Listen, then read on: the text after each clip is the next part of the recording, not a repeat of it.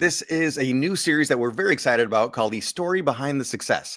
We see these fun success stories of somebody selling a screenplay, having a great meeting, finding a new agent, something along those lines. But what's the story that led to that moment? What lessons were learned along the way? How much hard work went into making that success story happen? That's what this series is about. But we want to hear about your success stories as well. So stay tuned to the very end to find out how you might be the next writer featured on this series.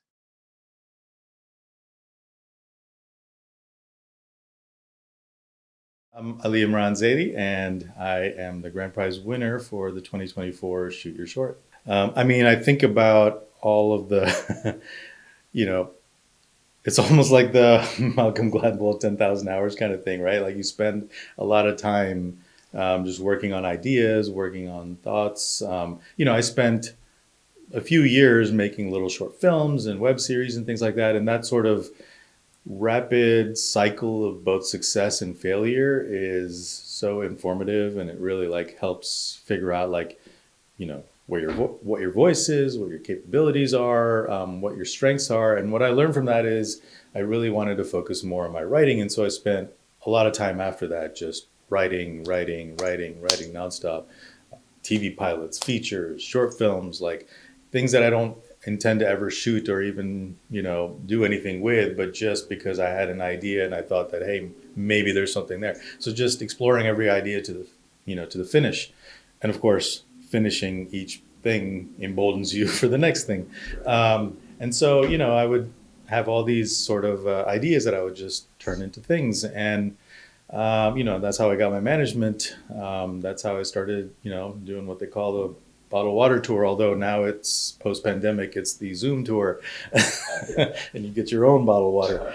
And so that whole process of just learning and growing, and also of course, being in writers groups has been really helpful. There was one particular writers group I was in for a few years, pre-pandemic, that we would have a troupe of actors.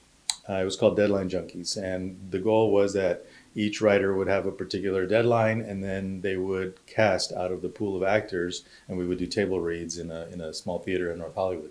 And that was a completely different type of education, just because, you know, to see actors actually perform the words on the page, but then be able to kind of go back and forth and really like get actor input, so valuable. A lot of times when we write, we're just thinking from a writing and directing standpoint, but we don't always spend enough time thinking about the words coming out of actors' mouths and to have them do it, and then to give you feedback on that during that process. That's all of that goes into the process of being able to, spit out a 9-page short that hopefully resonates with people, or in this case, it did because I won. If I count the ones that I've never shared, and I count the ones I have, and I count the ones that I've just, put aside, or in some cases shot, I've probably written, I don't know, probably like 40 or 50 shorts over time if I put them all together. The process of it, I'm a huge fan of short stories. I love short stories. Part of it is, being, being a little bit impatient. So short stories are a wonderful way to get like the full experience of a really cohesive piece in a short amount of time, that has a beginning, middle, and an end, or at least an evocative ending. Um, I love that form, and I love you know, I love novels, but I really love short stories, and they have their own special little thing. And to me, uh, you know, features versus shorts is a similar kind of thing. It's like with features, you have this real, the similarities are with features, you have this constant drive that I gotta keep moving, gotta keep moving, gotta keep moving. You still have that in the short space, but what you also have is a little bit more leeway for living in a moment. And I think that living in the moment is where we get to develop character, an interaction, a relationship between two people, or just a particular moment in time. And I think there's something really interesting about that. It's poetic. It's almost like a poem to a to a prose, right? You have to really focus on every single second, but you have, ironically, breathing room because your span of focus is smaller. And I find that really like helpful. And and I've written all different genres of shorts, from the little like 1-2 punch comedy type of thing to pieces that don't really necessarily go anywhere, but they're just two people interacting, and it's kind of interesting from a character perspective. Those are the ones I wouldn't shoot, but those are ones that I would workshop with actor friends and things like that, because it's fun to just kind of play. But I think the balance is, you've got a short amount of time. You need to really feel for these characters in that very short amount of time.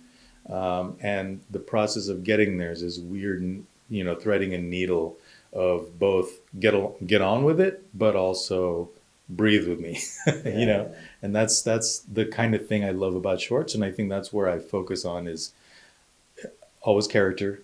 And then what do you want people to leave with? How do you want them to feel at the end of it?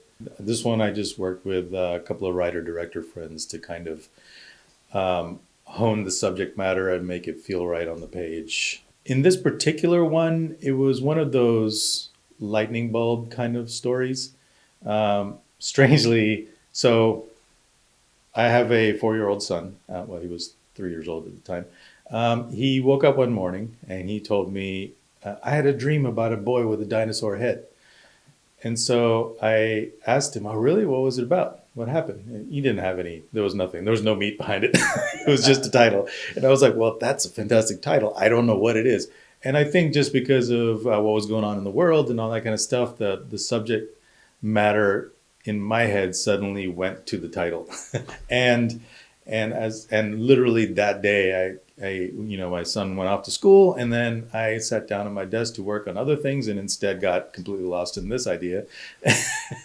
And I spent some time suddenly. I was like, I think this is saying what I'm feeling, just about the human cost outside of politics, outside of everything else, outside of warfare and countries and this and that, whatever. There is just a very basic. I mean, like I have 2 small children. And it really affects me, the impact that our adult tomfoolery has on children. And so that just came out on the page. And so since then, I did a few pieces of revisions on it, but it is, I would say, like 80% what I did in my original draft. All right. Now, how can you be the next writer profiled on this series? Well, step 1 seems pretty obvious.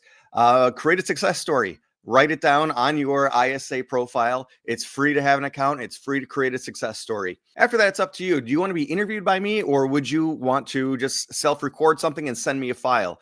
Either of those are fine options. And also, either way, drop me a line at this email address right here with the subject line in all caps so I can't miss it. My success story. You might ask, do you qualify? What is a success story? It could really be anything. Obviously, if you've won an Emmy or an Academy Award, let's talk about that. But even if you just sent your screenplay out for notes and you got really great feedback back, if you have begun taking your screenplay around, and even if you haven't gotten anything sold or optioned, if the meetings are going really well and you've got new contacts in the industry, that is a good success story. There are so many positive steps we take as storytellers and creators, because it is a long process getting something made, taking a new class and having a light bulb moment where you really understand something that you didn't understand before. It's worth talking about. It's worth celebrating all of these moments, all of these steps in your creative process. And of course, keep in mind that for this video series, we're not just going to be talking about that success that happened. We are going to talk about that, but more importantly, we're going to talk about all the work that got you to that point, all of those lessons learned along the ways, the struggles that you had to overcome, things like that. That's really what this is about, to show that there's a lot of work that goes into this, but there's also a lot of positive progress, a lot of victories for us on the way. So when in doubt, definitely still create a success story. Reach out to me. Email address is still down here, and drop me a line. If you have questions, let me know. But I do look forward to hearing from you, and I look forward to celebrating your success.